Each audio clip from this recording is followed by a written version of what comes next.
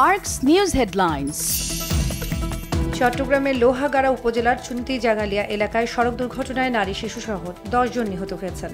সকাল 7টার দিকে চুন্তি জাঙ্গালিয়া এলাকায় চট্টগ্রাম কক্সবাজার মহাসড়কে এ ভয়াবহ দুর্ঘটনা ঘটে। ঈদের টানা সরকারি ছুটিতে পর্যটন স্পট ও বিনোদন কেন্দ্রগুলোতে ভিড় করছেন দর্শনার্থী ও পর্যটকরা। কক্সবাজারে ঈদের তৃতীয় দিনেও সমুদ্র সৈকত সহ পাথুরে সৈকত ইনানি, প্রাকৃতিক ঝর্ণার হিমছড়ি সহ অন্যান্য স্পটেও পর্যটকরা ঘুরে বেড়াচ্ছেন।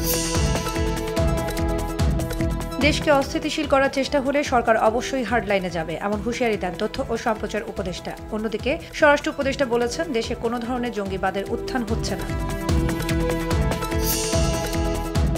বিএনপি কখনোই বলেনি আগে নির্বাচন পরে সংস্কার। নির্বাচন সুষ্ঠু করার লক্ষ্যে ন্যূনতম যে সংস্কার করা দরকার সেটা করতে হবে, এমন মন্তব্য করে বিএনপি মহাসচিব বলেন, এটা ভুল ব্যাখ্যা, জনগণকে বিভ্রান্ত করা হচ্ছে।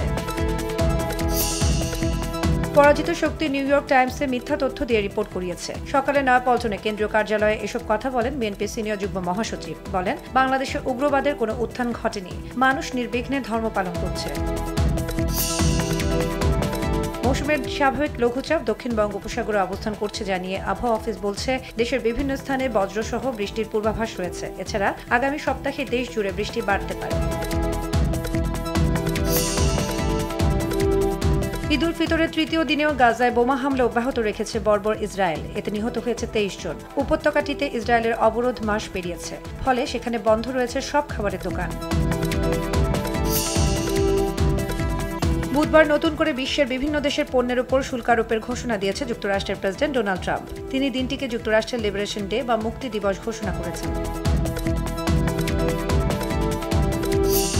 পাকিস্তানের মাটি থেকে নারী বিশ্বকাপের মূল পর্ব নিশ্চিত করতে চায় বাংলাদেশ। বুধবার গণমাধ্যমে এমনটি জানিয়েছেন টাইগ্রেস অধিনায়ক নিগার সুলতানা জ্যোতি। 5 থেকে 19 এপ্রিল পাকিস্তানের লাহোরে অনুষ্ঠিত হবে নারী বিশ্বকাপের বাছাই পর্বের লড়াই। ইংলিশ প্রিমিয়ার লিগ ফুটবলে আলাদা ম্যাচে রাতে মাঠে নামবে লিভারপুল ও ম্যানচেস্টার সিটি। রাত 1:15 লেস্টার সিটির প্রতিপক্ষ ম্যানচেস্টার সিটি। রাত 1টায় আনফিল্ডে এভারটনের মুখোমুখি হবে লিভারপুল।